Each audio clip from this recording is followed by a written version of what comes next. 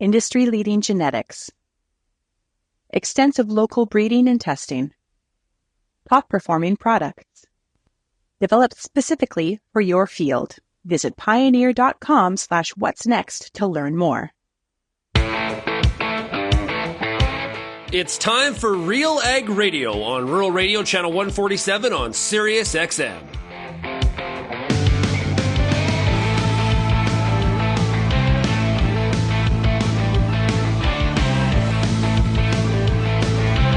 RealAg Radio and RealAgriculture.com is your home for insight and analysis of the issues that are impacting your farm business. Let's get real and get connected with RealAg Radio.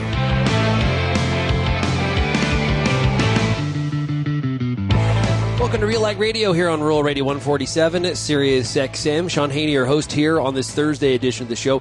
Hey, thanks so much, everybody, for making RealAg Radio and Rural Radio 147 a big part of your workday. It is great to have you here.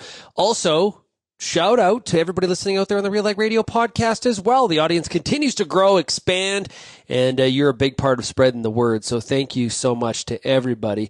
Today's Farmer Rapid Fire brought to you by Pioneer Seeds Canada. And we're going to talk about Optimum Gly. That is the highest yielding glyphosate tolerant trait on the market. What's next in canola happens here. You can find out more by going to pioneer.com/Canada. Okay, so big thanks to Pioneer Seeds Canada for being the exclusive sponsor of the Farmer Rapid Fire. Okay, today on the show we got a great lineup. We've got a rookie. Yes, we have a rookie. We've got Lee Markert coming out of Vulcan, Alberta.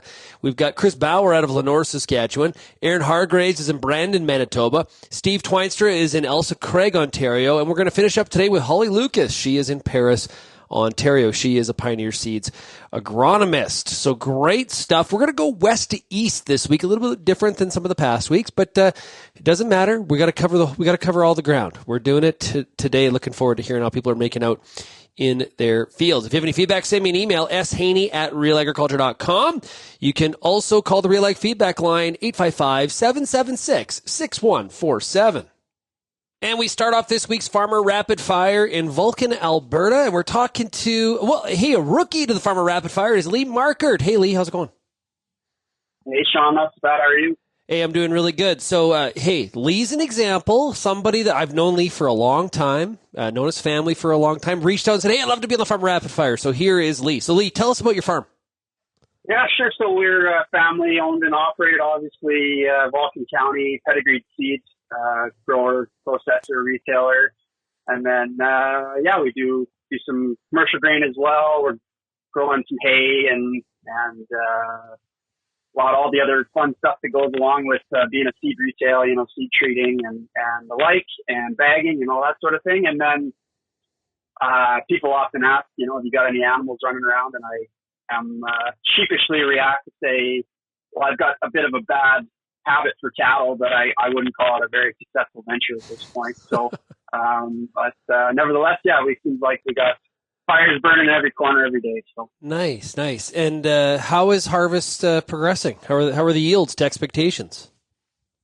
Well, I'd have to say, for the most part, we're right hovering around crop insurance average right now. That is to say, on the stuff that didn't get chewed up by hail, we had the White Combine come through there on the August long weekend and took about 30% of the crop from us. So that stuff's been a little bit more of a grind getting it to come off, because obviously with all the moisture we've had since then, it looks like a pretty nice barley crop was seeded about a month ago. So you take off what's left of the mature stuff, and there's a lot of green coming underneath. But we'll deal with that too and carry on. But for the most part, I really don't have much to complain about, Shaun. It's been, considering the way everything went this year, it's a bit of a novelty to say we're hanging around an average year, which I haven't been able to say for quite a long time. It was a bit of a roller coaster ride to get there with the peaks and valleys of so much promise and moisture in the spring, and then the July that we had, obviously, that's been made quite famous, and then now with some hail coming through and some rains to delay harvest, and everything from 90% humidity in the morning to you can't get the combines rolling until 2 or 3 o'clock in the afternoon, all the way to this morning. It was 13 degrees overnight, and the wind was blowing, and we were threshing before 10 a.m. So it's been kind of all over the place this year. When I think about hail belts, I always think of red deer. Is Vulcan in a path there where you can get hail on a routine basis? Well, it certainly seemed to be that way for a long time. Especially when I was growing up, we always had a hailstorm somewhere, it seemed like. And over the last 10 years or so, I'd say that narrative has kind of ceased a bit. I went for quite a few years without really any hail damage at all. But then, this year made up for a lot of those misses in the previous stretch. So it can be pretty brutal at times. And I know, like out east, like as you get closer to Vulcan and out east towards Lomond, they had some real rough hailstorms that I can remember, in the last number of years.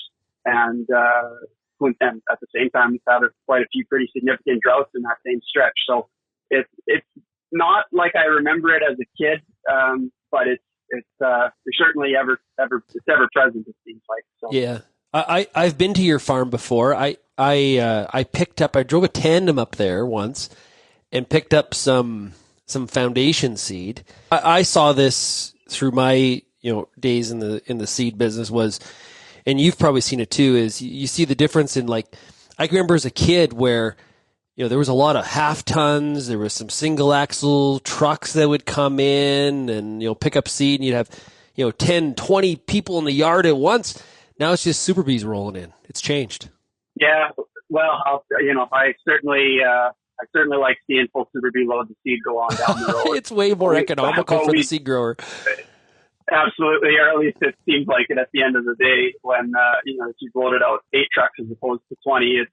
It's amazing. It's all the same amount of work to clean out between a tandem loader as it is to clean out between Super B loads. But yeah, we're still we still service that 1 to 500 bushel customer on occasion. But generally speaking, the loads have gotten a bit bigger, and those lineups are still a reality. I like to think maybe I've gotten better at logistics and spreading it out, and I liken it to a triage in a hospital situation, where we kind of have our board and we work our way through our board and try. Everybody's been good about calling ahead, and because nobody likes to wait in line, especially at springtime, and so we do our best to navigate through that. But it's certainly still part of the business is dealing with the guy who's got 80 acres to do as much as the guy who's got 3,000 acres to do. So, well, Lee, you're younger than me, but as somebody I would say young producer,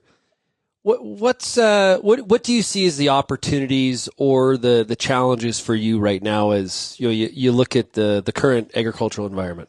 Geez, Shaun, that question lends itself to a case of beer and a west-facing patio, but. Yeah, I mean, as far as opportunities are concerned, it seems like we always sort of come back to access to land, and it's probably not a consistent theme necessarily everywhere across Western Canada, let alone across the country. But it seems like that generation of older farmers is slowly starting to retire, and you're starting to see these tracts of land become available. And at that point, of course, it's a question of financing and risk management and how much you want to take on, and how much you can afford to spread yourself, not only from a financial aspect but also from a labor aspect. Like, especially with us being in Vulcan County, we're kind of on a bit of an island. We're an hour to Lethbridge or an hour to Calgary, and finding and maintaining good labor can prove to be a real issue. As if I've learned anything in the last 3 or 4 years, in the wake of COVID, it's been that retaining high quality help it's got to be a priority. It's something I throw around in my own mind on a daily basis as to how to be a better boss and a better manager, and what can I do to make people want to come work here and not just work here but live here, and kind of get them to buy into the whole philosophy of what we're doing. And so I guess that's a bit of a segue into some of the challenges that are facing us. And then obviously with the way the world's working these days, and it kind of goes in concert with that same narrative about finding and keeping good people around.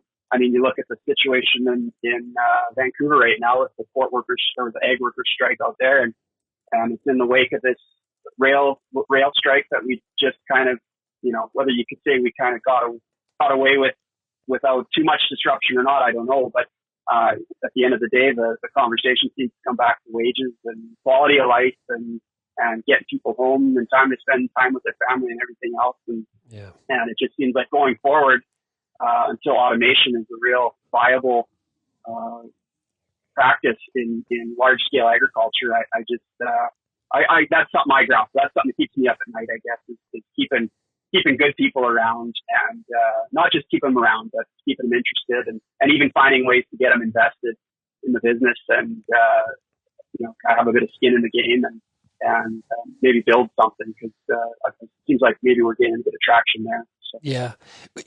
I wanted to ask you about the Port of Vancouver strike. Is that on your mind, or how do you see that impacting your operation?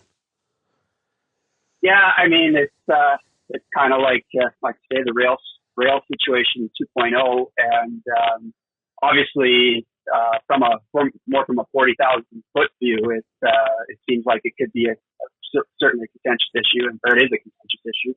And I was listening to Lindsay talk yesterday to Wade with the Western Elevators Association, and it just we've gone to our world customers once already in the last month and sort of said, just bear with us. It's just, growing pains, what have you. And now you're asking all these grain companies to go back to them again and say, yeah, I know we just got through this, but now you're going to have to bear with us again. And I mean, you put yourself in the shoes of the people on the other side of that desk. It gets to be a little bit, a little bit drawn out, a little bit of a tired narrative, and especially in a situation like we are this crop year, where it seems like, obviously commodity prices have come down for a reason. It seems like supply is pretty ample across the globe for a large extent, and there's other options out there for these world buyers. And hate to see with all the forgive the pun, but the cultivation we've done in building up our brand as a Canadian agriculture economy. It sure be a shame to tarnish that any further with not being able to get the product to the end destination. Well, Lee, it has been great to have you here today on the Farmer Rapid Fire. Really appreciate it. Thanks for reaching out, and we got you in the rotation. You'll be back for sure. So appreciate it, and good luck with the end of harvest. I appreciate that, Shaun. Hey, good luck to your Bears this weekend. I got LA coming into town and West Coast team traveling east. I think that Chicago defense could feast on that depleted offensive line of Sean McVay. So. Oof, the offensive line of the Bears it's Civ-like. It's not good. We need some improvement for sure. Hey, we'll be right back on. Go ahead. No, I should say hopefully the defense can make up for it, Sean. Well, that's the trouble. They've been making up for it the whole time, and how long can we expect that? Yeah, it's been ugly so far. We'll be right back on RealAg Radio, brought to you today, of course, by Pioneer Seeds Canada.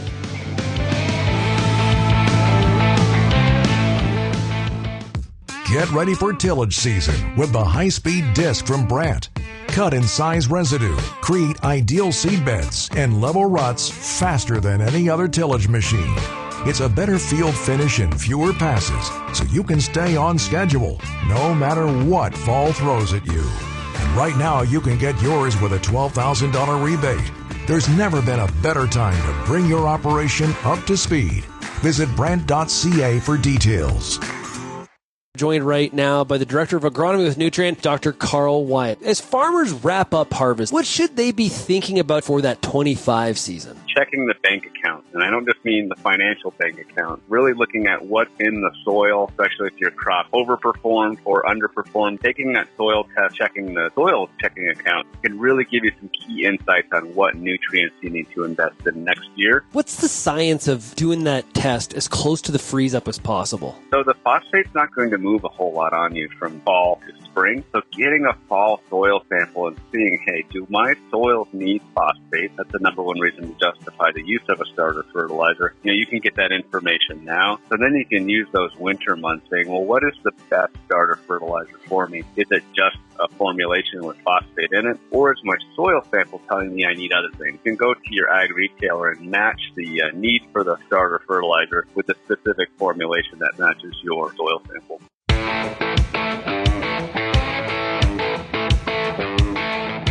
And welcome back to RealAg Radio for the Farmer Rapid Fire that is brought to you by Pioneer Seeds Canada. We're going to stop in Saskatchewan next, and we're dropping into Lake Lenore, and we're talking to Chris Bauer. Chris, how are we doing? I'm doing great. Hey, how's harvest progressing over there? We're doing okay. We're about a little bit over 3/4 done, so we're chewing away in between the weather systems and just working when we can. Yeah. Has Mother Nature been not cooperating this fall for you? Getting some intermittent weather patterns coming through? Well, actually, it's been a very warm, windy September, more than usual, and we've been able to go pretty good a lot of days. But then, of course, then you get a rain system that comes and it shuts down, and they've been kind of, 2-3 day not harvesting weather kind of thing. So it just puts a little delay on things, and then we just have to get ready to go, as soon as the sun comes out again. So it's been a few setbacks, but nothing serious. How have the yields been for you? They're about average. The oil seeds are lower. The canola is lower for sure. Our cereals were average. We had some really good fields depending on how much moisture they got through the season. And, July was really hot here, and that really took a toll on our top end yields. We didn't get much for rain, and it was just hot and sunny every day. And we kind of lost our top end yields because of that. Now, I know this is a speculation question, okay? If we say we had kind of average yields, how much do you think we backed off of what the number could have been? Like when we thought back, think back to like mid-June. Like what percent are we back from that? Well, I'd say, 20, 25% on the top end for sure. Like, our average for canola, we're slightly below that. And, we've had canola that in a good year go, 20% more for sure than what we're doing here this year. 20 to 25%. Run the numbers on that. I know canola is worth less today than it was, say, 2 years ago, but that number hurts. Gives you a bit of a stomach ache. What the value is there, my friend? Well, yeah. Overall, one of the big concerns is the prices that we are presented with today, and not every crop is going to be super profitable.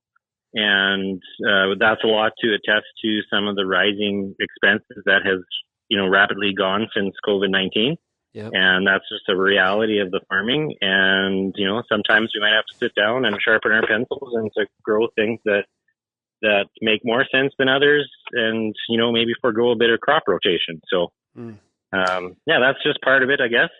Those costs have been sticky, haven't they? Like I like how you put that. You got to sharpen your pencil, and you got to make sure you're on top of a lot of times we talk about the marketing side of the equation, the revenue, but the cost side is somewhere we got to manage too. And those costs have been sticky. Yes, it has been, and it's all stuff that we can't control. But some of the costs you can control. Like, you can choose to run equipment for a few more years, or you can choose to put a little less fertilizer down and maybe top it up if the crop has potential. There is some choices there, but we were pretty all in on inputs when we started the crop, and we're gonna be profitable, but it's just not gonna be where we wanted it to be, if that makes any sense. So no, it absolutely does. You mentioned crop rotation and improving that. How does that fit into this equation? Well, we like to generally do a crop rotation, 3 years if we can, between the canola crop, because what we've seen is good canola crops, you get disease.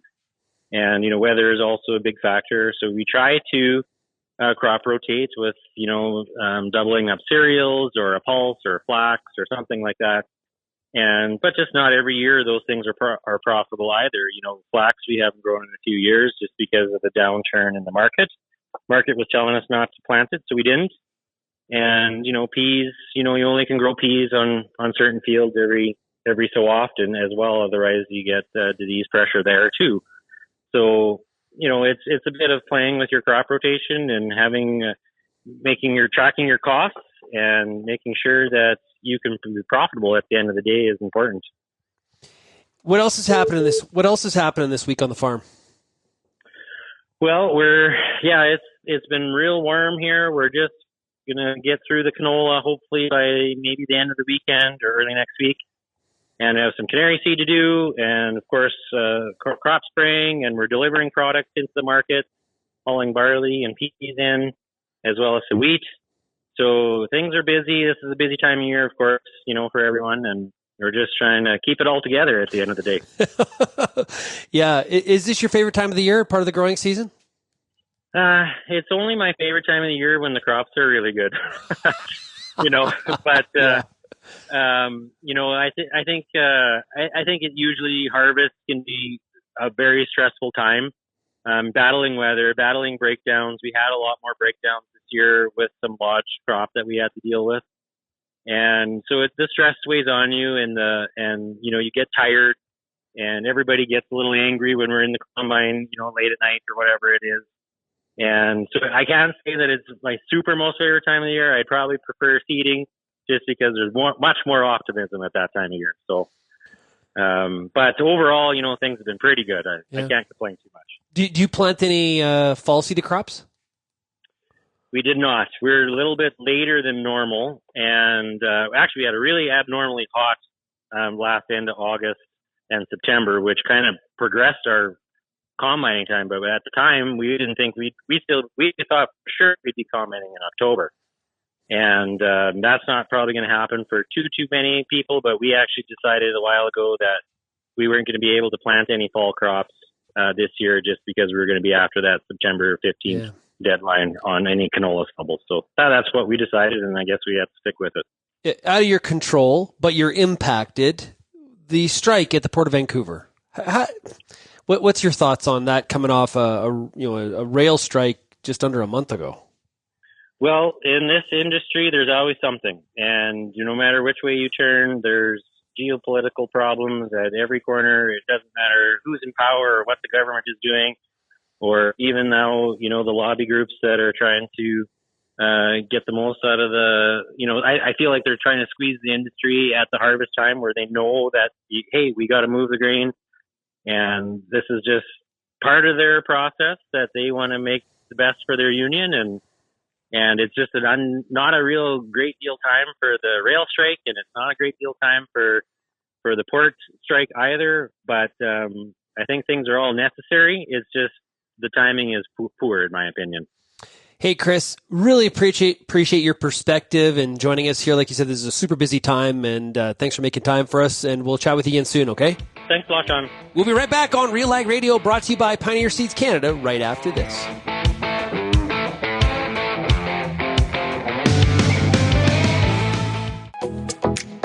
Whether you're in a career within an organization, starting your own business, looking for your dream job, running your own farm operation, operating a company in ag or food, or want to hone your overall life skills, this conference is for you. Celebrating over 10 years of bringing women in ag together, join the Advancing Women Conference in Niagara Falls on November 17th, 18th, and 19th. Visit advancingwomenconference.ca for more information and to register.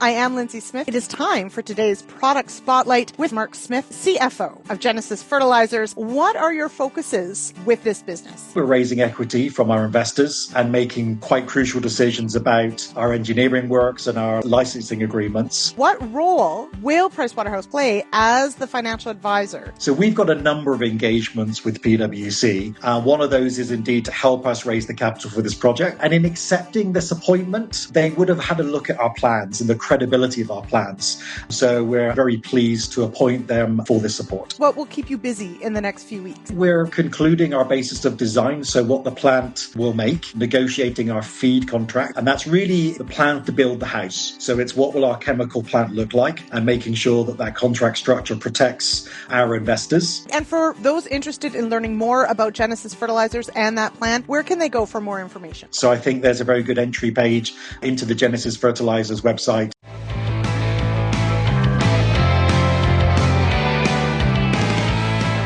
Up next on the Farmer Rapid Fire, brought to you by Pioneer Seeds Canada, we're going to Brandon, Manitoba. We're talking to Aaron Hargreaves. Hey, Aaron, how's it going? Not too bad, Shaun. Yourself? Hey, pretty good. How are things going on the farm this week? Last week was pretty slow. Some rain pretty much every day. Not huge amounts, maybe 2 inches in total over the whole week. But back at it this week. Finished the canola on Monday, and now finally into some beans. Okay, and how are the crops looking? How are you been happy with the results? Disappointed? What are your thoughts? I thought our crops looked really good all year. Maybe battled some excess moisture in June and maybe a hot, dry spell in July where we didn't get a rain for a few weeks, but certainly had lots of rain earlier. So, I was expecting a pretty big crop. Things looked really good. Everything has been pretty disappointing, to be honest, with how it looked. Wheat's probably coming around average. We definitely was expecting above average. And canola looked above average and came in well below average. So, little frustrating. We're not the only ones. Almost everyone I've talked to is sharing the same story out here between Saskatchewan and Manitoba. So, very, very similar story from what I'm hearing. We got into the beans and, very low expectations. They're doing pinto beans right now. They don't like excess moisture at all. So, very low expectations, and they're actually surprising us to the upside. So it's kind of nice to get into a crop and be surprised in a good way. And you said you have soybeans, right? We're doing pinto beans right now. We do have soybeans, but we won't get into them. For a bit. They'll be at least a week. We gotta finish pinto beans first. So curious, what's your expectation on those soybeans? On our soybeans or pinto beans? Soybeans. Well, I would say our early seeded or normal seeded soybeans, they're on 2 of our tougher fields. I think they're going to do, I'd be disappointed if they don't do 40. Now, after doing some pinto beans, I think they have potential to do significantly better than 40. And we also have about 1,000 acres of beans that we had to reseed. They were pinto beans that the wind blew so bad for a day. We reseeded them on June 20th and June 21st, which sounds a little crazy, but they've actually made it. And I think even they look pretty good. So, I'm not 100% sure where everything's going to yield, but the soybeans look pretty good. Yeah, that's what I've been hearing. Okay, so we'll have to follow up with you on that. I asked this question to another farmer earlier. If you look at where you're, say mid-June, the highest point of expectation, what you saw in the field, okay, and what the result is it a 25% back off, or what number would you use? On wheat, I'd say it's probably closer to 10%. On canola, it is for sure 20%. Yeah. Just shockingly low yield, considering, it looked really great even at harvest time. Just the great big crop coming in the header looks fantastic. It wasn't thin, wasn't spindly. You couldn't see the ground through the crop or anything like that. And you're just hoping the yield monitor's wrong. And of course, after checking with the grain carts and stuff, unfortunately, the yield monitor wasn't wrong. It just didn't fill. Yeah. There's nothing worse than when you're driving that combine and the yield monitor is showing something, you're like tapping it, like, are you working? Hello? Hello? Yeah, that's pretty much how it was. That we first pulled into the canola, one of our most productive fields, tiled, relatively flat, but yet still well drained, just beautiful soil. And just, looking at the yield monitor, like what's going on here? Their new combines, thinking, I just need to calibrate the yield monitor. There's no way that's right. And unfortunately, it was pretty darn close. So, yeah. Okay. Hey, what's your thoughts on what's happened at the Port of Vancouver in this strike? It's out of your control, but it definitely impacts you. What's your thoughts? Well, I mean, we've seen this before. It's frustrating.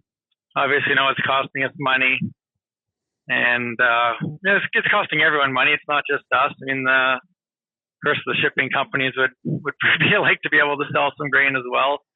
That it's a concern for sure, and like I said, it's going to cost us money. We hope it gets resolved as soon as possible. It's a terrible situation for everyone, really. I mean, these rail lines are held hostage by the union, and they want more money. Tough situation, I don't know. It seems to be happening more often, right? Like, it just feels like we've just had a lot of this right now, and I'm not putting blame on either, like, any side. It just seems like there's been a lot of this has been the outcome, strike. Well, there's, the unions have a lot of power, and they go on strike. They put these rail companies on hold. Like, it costs them so much money every day, and it costs the whole Canadian economy so much every day. I did read a number once, but I can't remember what it was. Like, it's just an insane amount of money to the Canadian economy every day they're on strike. And it's frustrating for sure. I mean, that's one frustration. I think the U.S. tariff on phosphate is one you could easily do another story on. I think, Shaun, it's that's a bad one too. Yeah, a lot of geopolitical and labor stuff happening. That those are so the issue's way far from the farm, but the after impacts really they do trickle back to your desk and can impact that bottom line. That's the frustration I think for a lot of growers. Oh, absolutely. Like I said, I think everyone's reasonably happy with their wheat, but with canola yields down, and then obviously, I don't know if the market doesn't know how much smaller this crop is than what they're anticipating at this point, or what's going on. Obviously, not being able to ship canola on the rail lines isn't going to help prices, but it's the margins are thin right now, and the last few years have been pretty good. Fertilizer prices are probably the same to 20% higher than they were last year, and yet grain prices are probably closer to 30% lower. And the margins are thin, and that's when these little things, well, not little, but they start adding up. They make a difference, and we're just not in the position this year to be able to say it doesn't really matter to us. We're gonna make a good amount of money anyways. Unfortunately, that's just not the case this year. Things are, yields just aren't as good as we were hoping for, and prices are already, nowhere near what we're hoping for. So, yeah, it all adds up. Yeah. Are you intending to make any changes? Like we've heard from a few growers here about tightening margins. Are you making any changes from a cost standpoint, or what you're doing differently to try to weather the storm, so to speak? So far, I'm going to say no. We haven't bought any fertilizer for next year yet, which I would say would be abnormal. Normally, we'd be buying probably in the summer or late summer, early fall. But we'd obviously like to see some sort of a correction. It just doesn't seem like with grain prices where they're at that fertilizer should be where it's at. But I think historically speaking, I seen a graph a couple of weeks ago that basically saying worst fertilizer prices in history relative to grain prices. So, we're going to try to hold out and see if things will come down. They probably won't, but I don't know. What else can you really do, As far as crop plan changes, we probably won't. I guess probably the biggest change is we'll just probably fertilize a little bit less. There's that economic rate of return, and when canola prices are low and nitrogen prices are high, it doesn't economically make sense to put on that same, really high rate of fertilizer. And that's about all probably we can do. We tend to not stray too far from good agronomic practices. We do like to keep a 3-year rotation, and verticillium, wilt, and stuff coming in the canola. Just you just kind of have to, I think, now. So, Aaron, thanks so much for joining us here today. Really appreciate it. I know harvest is a super busy time, and you made some time for us, so I thank you so much. Good luck with completing harvest, and hopefully those soybeans do come out way ahead of your expectations. I got my fingers crossed for you. Thanks a lot. Thanks, Shaun. Hey, we'll be right back with more of the Farmer Rapid Fire, brought to you by Pioneer Seeds Canada, right after this.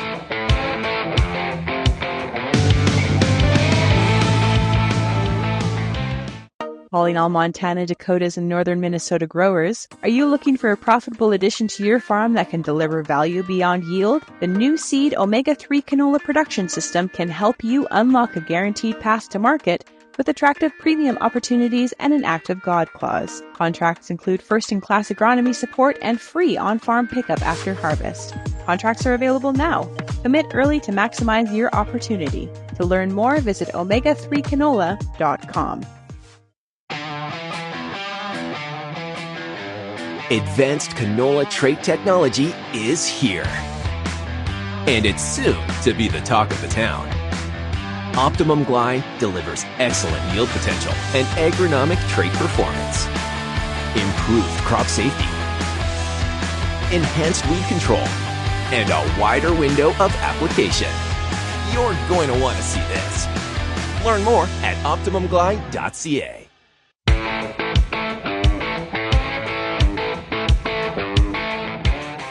And we take the Farmer Rapid Fire to Elsa Craig, Ontario, and we're talking to Steve Twynstra. Hey, Steve, how are we doing today?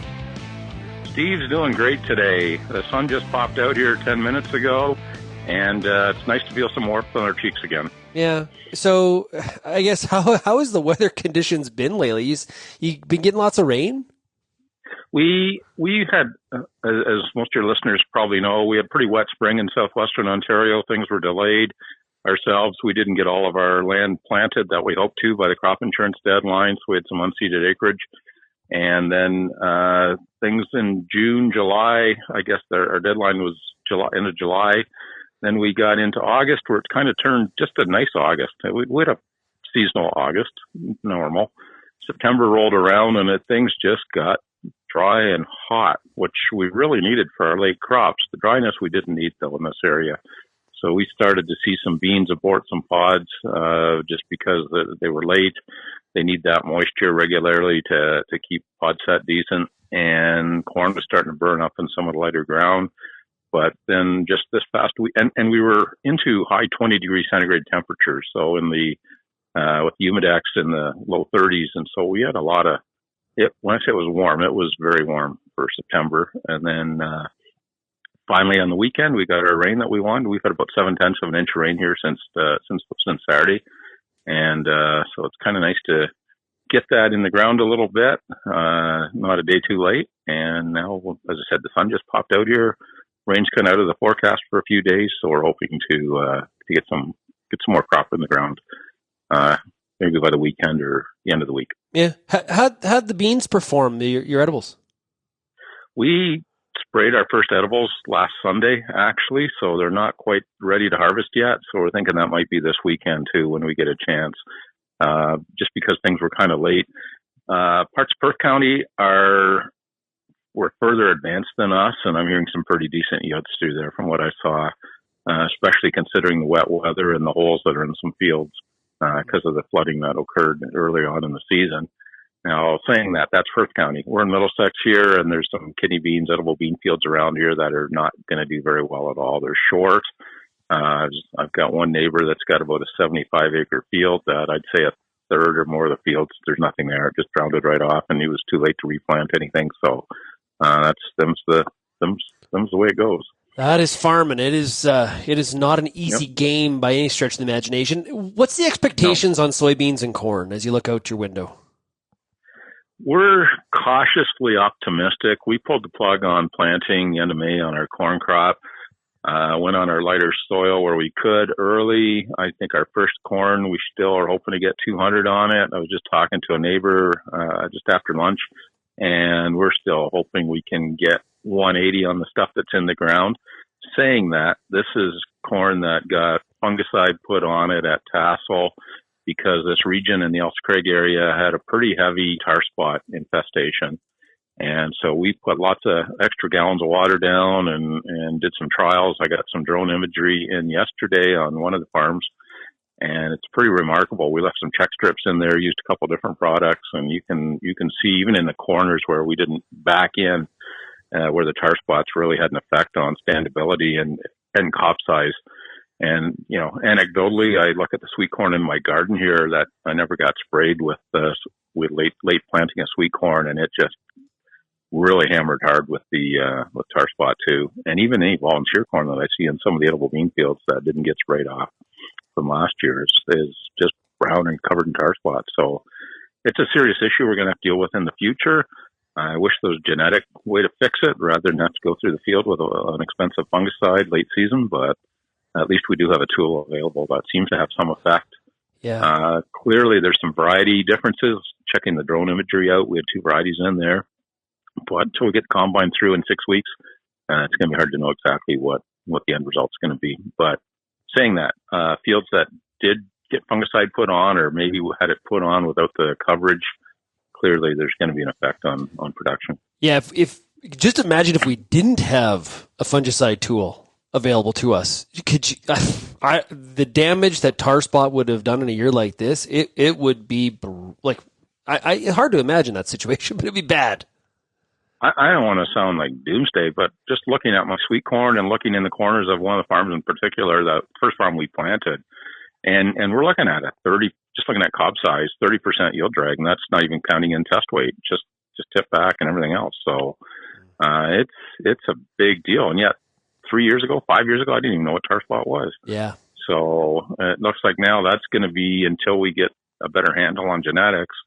And saying that, I was told by our suppliers, the 2 varieties that we were growing to different manufacturers or seed companies, that they're rated fairly decent on tar spot and seeing the effect there. So like you said, if we did not have fungicides available and a way to apply them, it'd be extremely severe, even with the little bump up in the markets that we've experienced the last few days. Yeah, and this is an example of a disease where, you know, the environment is such a factor, right? Well, like it is with a lot of diseases, but you can get all ramped up to be all about, well, in 2025, I'm not getting beat by tar spot, and then the conditions aren't there, and we don't have to worry about it. That's the challenging part.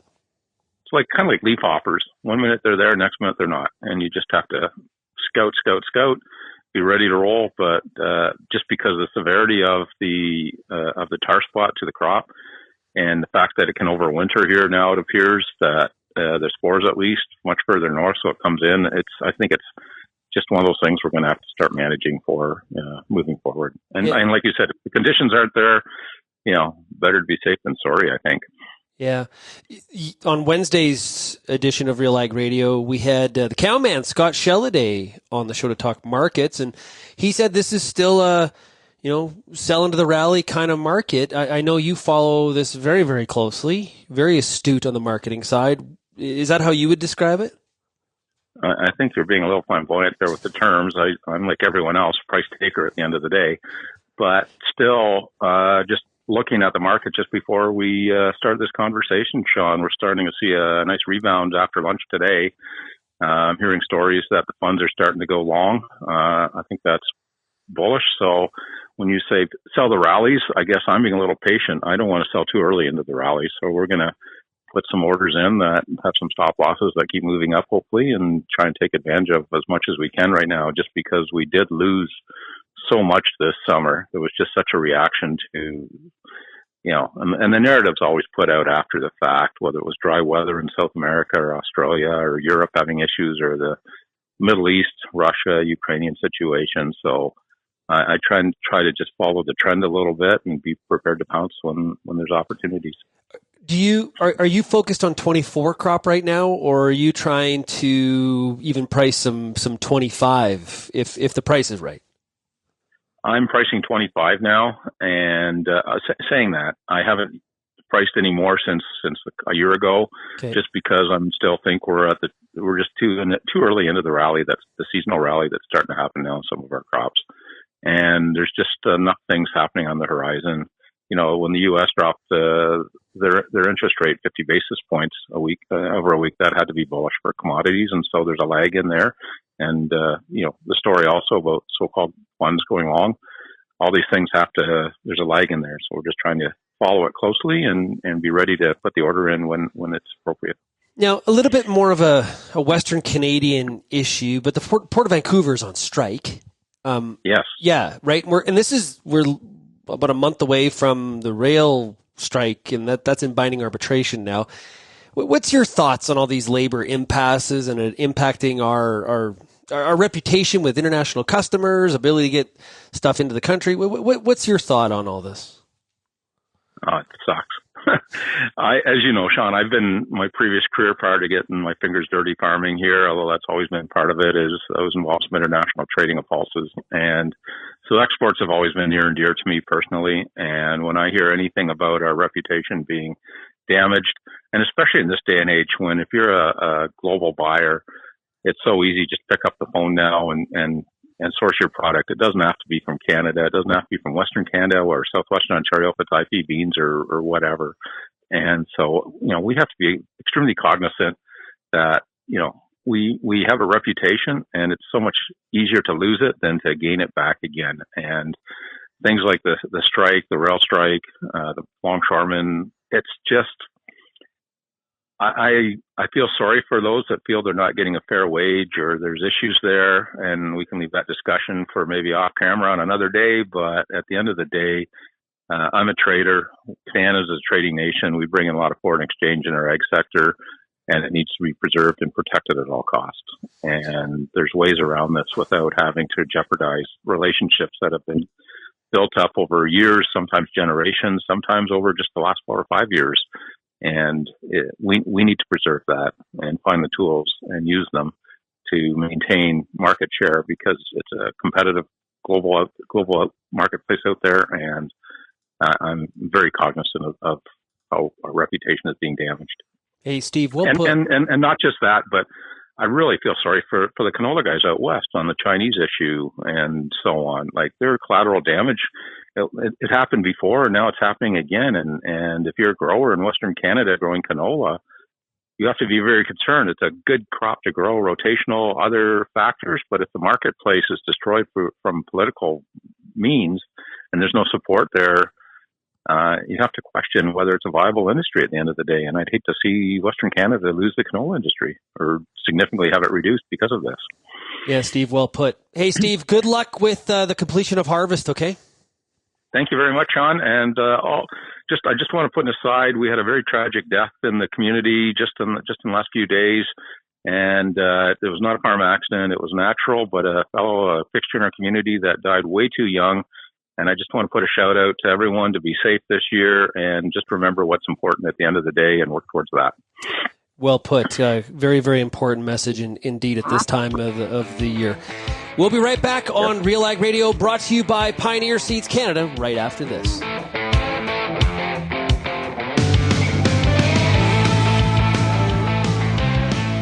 Make your neighbors envious with CDC NB CWRS. Introducing CDC NB CWRS, the latest wheat variety now available for Plant 25 from Alliance Seed.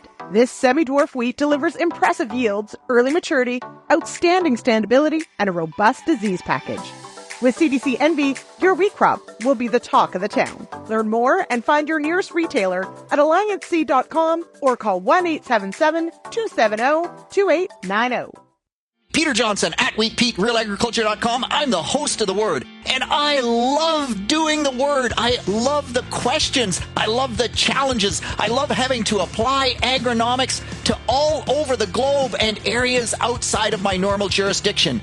Also, I love the feedback the most, where growers challenge me, tell me about their plot results, help me to learn. The Word, absolutely the best part of my day.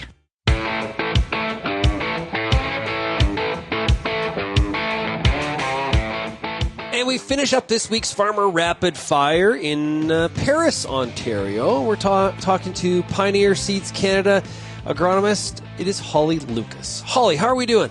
We are doing great. Thanks for having me on. Yeah, it's great to chat with you. So, lots happening this time of the year. We were just talking to Steve Twynstra from Elsa Craig, and he was talking about tar spot. What have you been seeing out in the field? A lot of tar spots.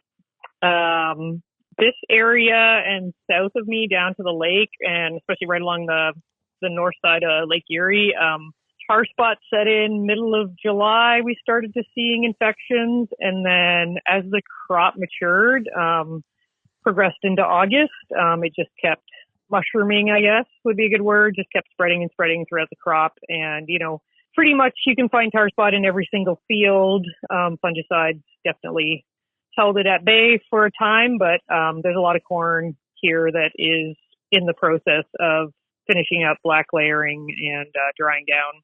And depending on tar spot tolerance, it's going faster in some hybrids than others. Agronomically, have we learned anything this year? And conditions play a role here, right? The environment sets the stage for a disease like this to flourish. But agronomically, what have we learned this year? I don't know if we've learned a lot. I think we've observed a lot, and I think we'll sort out some stuff over the winter. We had a meeting with Albert Tenuta at his tar spot nursery earlier this week that kind of reiterated what we've been seeing in this area. But fungicides that can definitely play a role in keeping the disease at bay during kind of the main grain filling period. Can cover off most of that August period. Not sure if 2 fungicide applications in this part of the world is going to pay, but it definitely keeps the plant healthier. But on top of that, just some different pockets of whether it was a little bit stressed, on some lighter ground, missed a couple rains. It seems to be progressing faster. Like those hybrids are just really shutting down quick as soon as they get infection. And then also in talking with some growers, I think there's a plant health, but due to like management. So if you have fertilized to your full potential and those plants are not lacking in nutrients, they seem to be able to withstand it a bit better.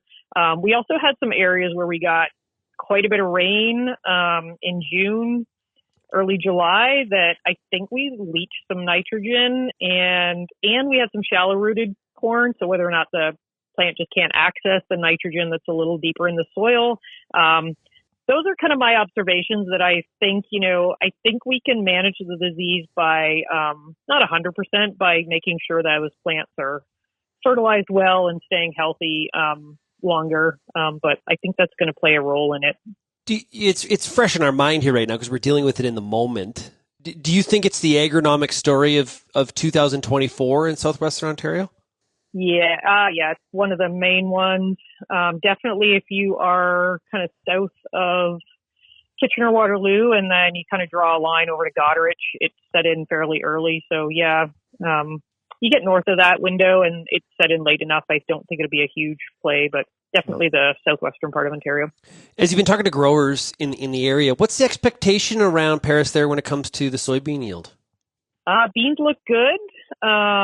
There's been a few fields come off, a couple of plots that, definitely above average, maybe not the highest yields we've ever seen, but most fields are coming off, above average. And what we noticed very excited to harvest. We're just getting rolling here, but beans are potted up pretty evenly throughout the plant, multiple pods per node, 3-4 pods at every node. You don't have those kind of areas of the plant where there's only 1 or 2 pods. They seem to just pod up evenly all the way up the plant, and a lot of 3 and 4 bean pods on each plant, as well as those top nodes with some clusters. So to me, that says that we've got a good crop sitting out there. That is good to hear. Have you been getting lots of rain showers coming through? It's spotty. It's been spotty all year. There's areas that got 5 inches in half an hour, but then a couple roads south only got 1 inch. So that's kind of consistently been all season long, but for the most part, there's been adequate rain across Ontario. To be honest, I think Paris would be one of the driest areas in Ontario this year. It has not rained here since the beginning of July much. Wow. So, we are definitely, and there's some sandy areas, so they're showing the stress. But for the most part, when you get out of, when I leave home, things get better. So yeah. Just to finish up, jumping back to the tar spot issue, we're in that period of time too where people are starting to do hybrid selection and stuff like that for 2025. How does that factor in your selection of hybrids? I think you really need to pay attention to your genetic tolerance. That is one of the main ways that you can combat tar spot. At Pioneer, we have really robust ratings that we've put a lot of effort into characterizing our hybrids. So I'm confident that we've done a good job. And what we're seeing in the field is kind of matching those ratings. So definitely pay attention to your genetics.